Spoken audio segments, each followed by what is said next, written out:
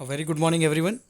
So, we have seen in our last class two of the sessions which were related to MS Word, out of which the first one was, I think, the basic chapter that explained us about what word processors are and what all softwares you can use in order to use word processing.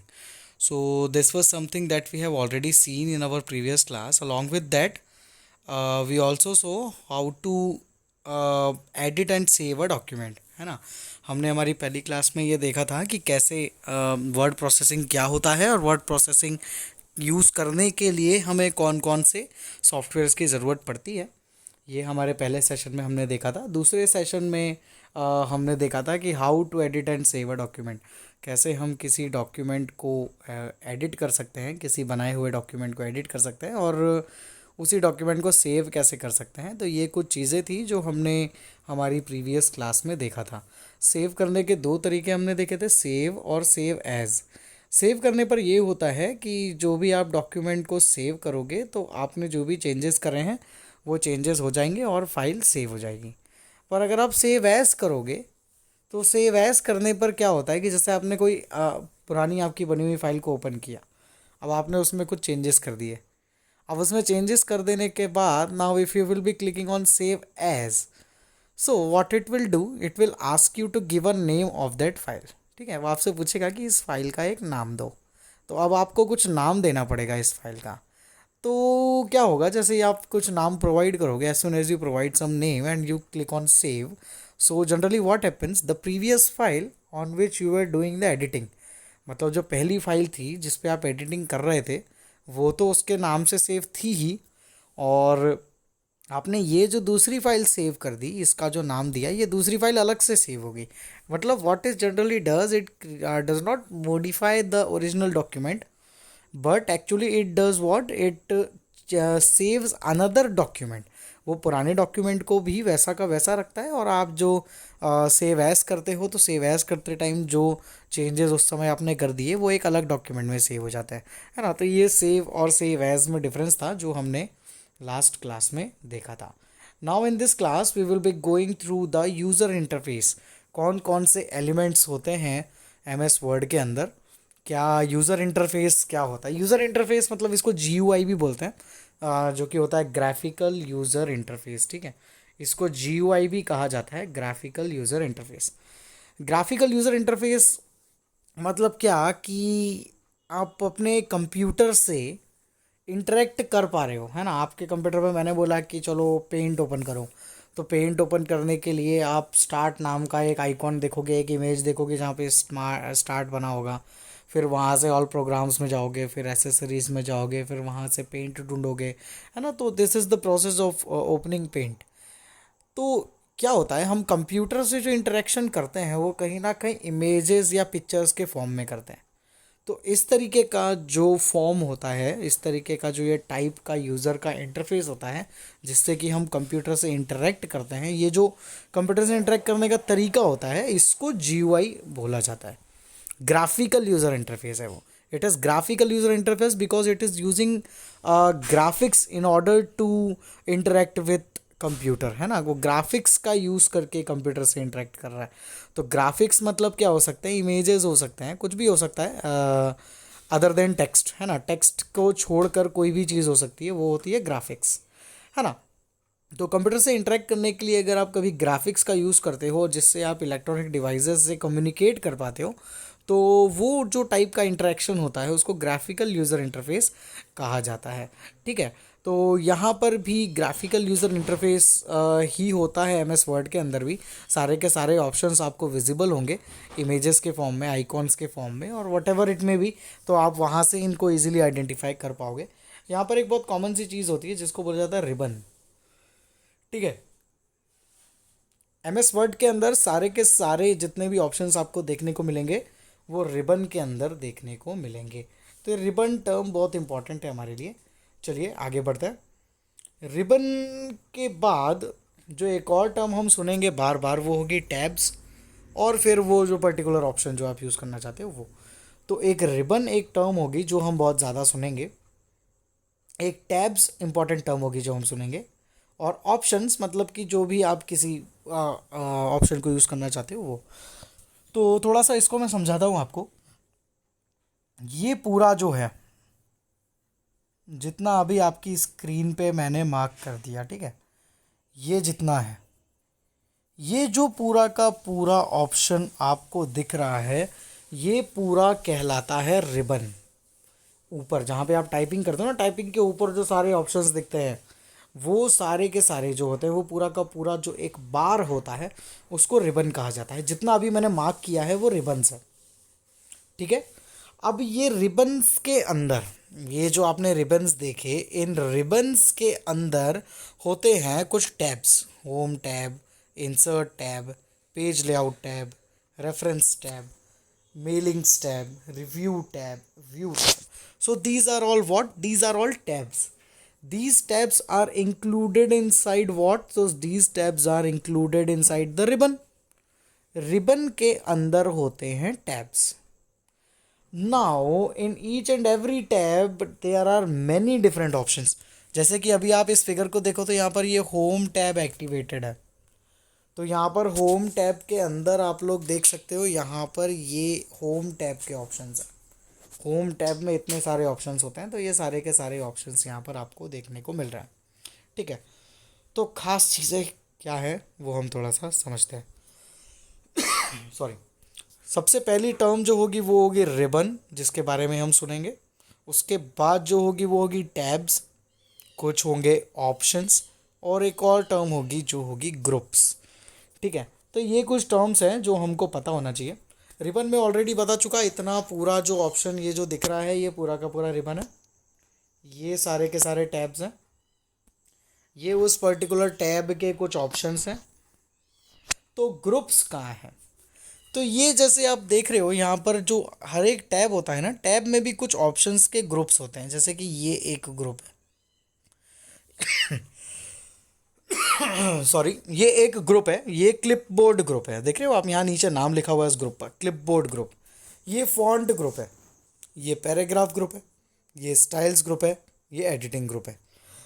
मतलब यहाँ पर around 5 groups हैं, और इन 5 groups में अलग अलग अलग अलग ऑप्शंस हमको यहाँ पर प्रोवाइड किए हुए हैं.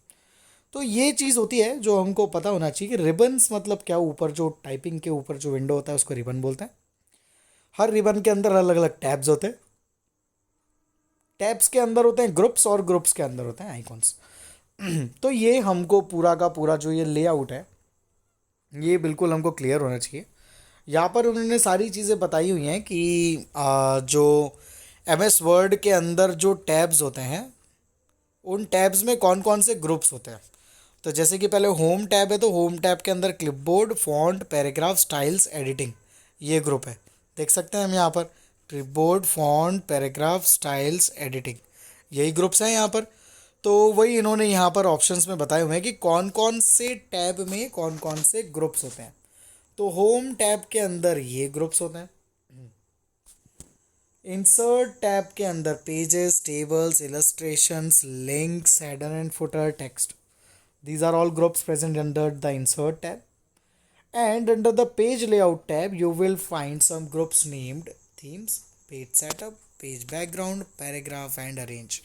So these are all options which are present inside the tabs. These are all groups which are present inside the various tabs. ऐसे के ऐसे आपको बचे हुए tabs के बारे में भी इन्होंने बताया हुआ है कि कौन से tab के अंदर कौन सा ग्रुप है, और उस ग्रुप के अंदर कौन कौन से आइकॉन्स होते हैं वो आप देख सकते हो, ठीक है. अब जैसे कि इन्होंने एक्सप्लेन किया हुआ, each group has icons, sorry, each group has icons for the related commands. For example font group in the home tab has all font related options. जो हमने देखा ना यहाँ पर, ये देख रहे हो आप, ये फॉन्ट ग्रुप है. इस फॉन्ट ग्रुप के अंदर सारे फॉन्ट से रिलेटेड ऑप्शंस हैं यहाँ पर. फ़ॉन्ट कौन सा रखना है, कलर कौन सा रखना है, साइज़ कितना रखना है, बॉर्डर देना है कि नहीं, अंडरलाइन करना है कि नहीं, बोल्ड करना है कि नहीं, इटालिक करना है कि नहीं. तो ऐसे जो सारे फ़ॉन्ट से रिलेटेड ऑप्शंस हैं वो आपको फ़ॉन्ट ग्रुप में देखने को मिलेंगे. सो इसी तरीके से बहुत सारे अलग अलग ग्रुप्स होते हैं. तो अलग अलग ग्रुप्स में अलग अलग ऑप्शंस होते हैं. तो यहाँ पर इन्होंने यही बताया हुआ है. जैसे कि होम टैब की इन्होंने यहाँ पर बात करी हुई है, ठीक है. तो जो होम टैब की बात करी हुई थी उन्होंने होम टैब को थोड़ा सा डिटेल में समझाया है कि होम टैब में कौन कौन से ऑप्शंस होते हैं। सबसे पहला जो ग्रुप था वो था clip board group. Clip board का मतलब यहाँ पर जनरली जब कभी आप क्लिप बोर्ड का नाम सुनो समझ जाओ कट कॉपी पेस्ट की बात हो रही है। ठीक है।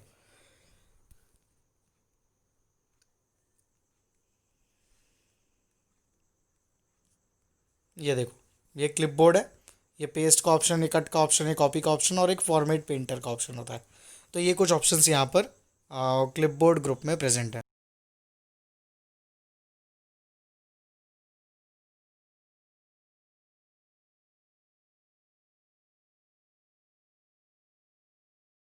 सिमिलरली फॉन्ट ग्रुप के अंदर फॉन्ट से रिलेटेड ऑप्शन है, पैराग्राफ ग्रुप के अंदर पैराग्राफ क्रिएशन से रिलेटेड ऑप्शन है, स्टाइल्स में कुछ और स्टाइल्स के ऑप्शंस दिए हुए हैं। तो ऐसे अलग अलग ग्रुप्स में अलग अलग रिलेटेड ऑप्शंस वहाँ पर आपको देखने को मिलते हैं, वो इन्होंने यहाँ पर बताया हुआ है।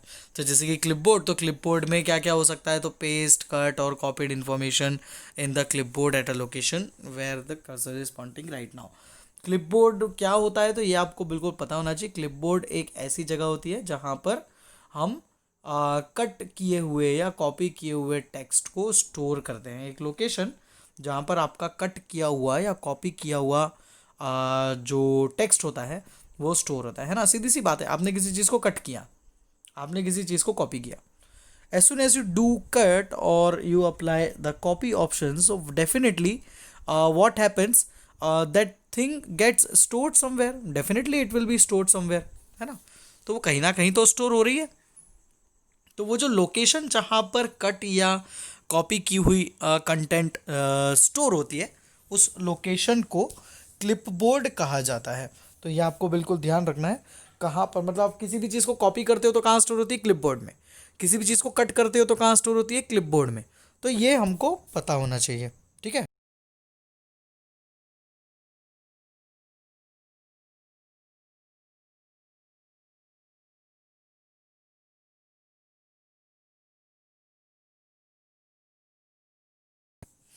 ऑलराइट, अगला जो ऑप्शन यहाँ पर दिया हुआ है वो है फॉन्ट ग्रुप का। तो इसमें सारे के सारे फॉन्ट से रिलेटेड ऑप्शन है। सिमिलरली पैराग्राफ ग्रुप में पैराग्राफ, बुलेट, नंबरिंग और ऐसे बहुत सारे ऑप्शंस हैं। सारे ऑप्शंस के नाम बताए हैं, इतना सब ध्यान रखने की ज़रूरत नहीं है। बस आपको ये पता होना चाहिए कि कौन से ग्रुप में कौन कौन से ऑप्शंस जनरली होते हैं। बेसिक ऑप्शन, ज़्यादा कुछ इतना डीप में ये सब चीज़ें पूछी कभी नहीं जाती हैं। ठीक है। सो यहाँ पर हमको यही सारे ऑप्शंस इन्होंने बताए हैं।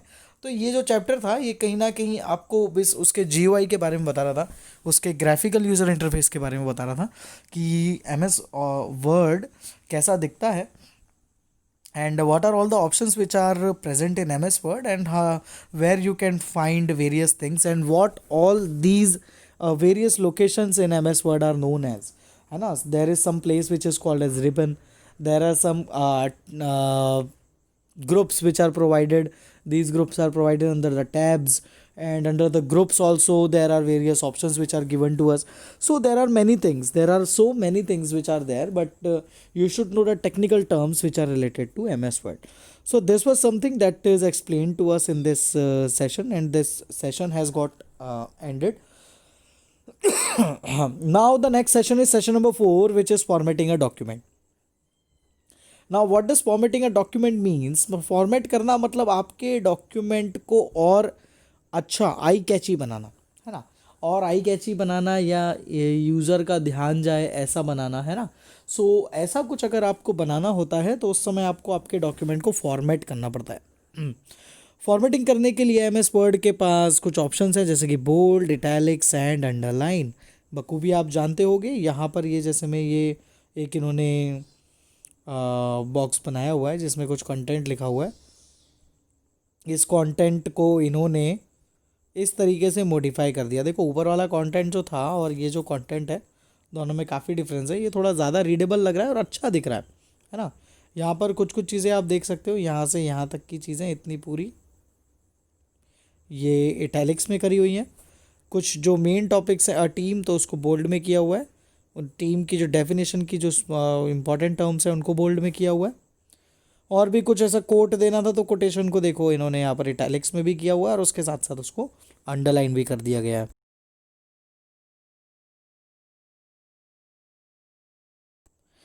So this is what formatting means, है ना। फॉर्मेटिंग क्या होती है, यही होती है बोल्ड, इटैलिक्स और अंडरलाइन का बहुत प्रॉपर यूजेज, जिसका यूज़ करके हम हमारे डॉक्यूमेंट को और ज़्यादा सुंदर बना लें, और ज़्यादा अपीयरेंस उसका सुधार दें, और ज़्यादा आई कैची बना लें। तो उसके लिए हम कौन कौन से ऑप्शन यूज़ कर सकते हैं, तो बोल्ड, इटैलिक और अंडरलाइन को यूज़ कर सकते हैं। तो ये बोल्ड, इटैलिक और अंडरलाइन के ऑप्शन आपको कहाँ पे देखने को मिलेंगे, तो ये आपको देखने को मिलेंगे, सीधी सी बात है, रिबन में। रिबन में देखने को मिलेंगे होम टैब में, ठीक है। होम टैब के अंदर sorry sorry sorry, home tab के अंदर फॉन्ट नाम का एक ग्रुप होगा। उस फॉन्ट नाम के ग्रुप के अंदर आपको अलग अलग ऑप्शंस देखने को मिलेंगे, जो कि होंगे बोल्ड, इटैलिक और अंडरलाइन का। जितना टेक्स्ट सिलेक्ट करोगे, सिलेक्ट करने के बाद बोल्ड पे क्लिक करो, the text will get bold. Select the text, click on italics, the text will get italic. Select the text and just click on underline, and you will see that the text will be underlined. So these are all the options that are used by MS Word for uh, making a document look good in appearance. ये है आपका पूरा font नाम का जो group होता है, वो पूरा ग्रुप यहाँ पर दिया हुआ है। You can find this font name, font size, increasing and decreasing the font, erasing something, bold, italics and underlines options, striking it through। और ये सारे जो ऑप्शंस है, ये थोड़े से एडवांस्ड ऑप्शंस है, ये 10th में आएंगे। जब आएंगे तब हम इनके बारे में पढ़ेंगे। तो ये कुछ ऑप्शंस हैं जो हमको यहाँ पर इन्होंने दिए हुए हैं। And this unit has also, this session has also got ended. So this was it, students, for today. We have already completed 2 of the sessions today. Just go through this video, understand the topics. If you find some difficulty, so you can ask me. बहुत easy से topic है, यहाँ पर कुछ ज़्यादा depth में दिया हुआ नहीं है। MS वर्ड कैसा दिखता है, क्या क्या ऑप्शंस होते हैं, क्या क्या नाम होते हैं इन ऑप्शंस के, और बोल्ड, इटैलिक, अंडरलाइन कैसे करते हैं, वो इन्होंने यहाँ पर बताया था। So we will be moving with our next topic in the next class. For today it is sufficient. So students, thank you so much for today's class. I hope the topics are clear to you. If not, you can ask me anytime. So thank you so much, students. See you in the next class.